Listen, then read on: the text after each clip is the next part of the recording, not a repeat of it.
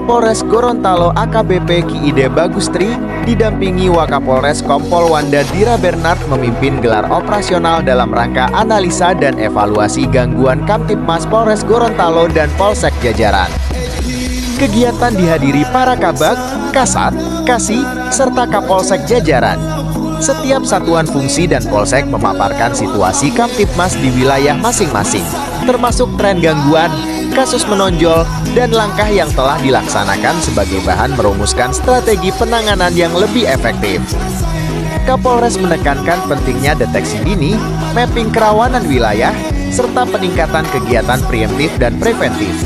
Ia meminta seluruh jajaran meningkatkan sinergi dan respon cepat terhadap setiap potensi gangguan agar situasi Kamtibmas di wilayah hukum Polres Gorontalo tetap aman dan kondusif.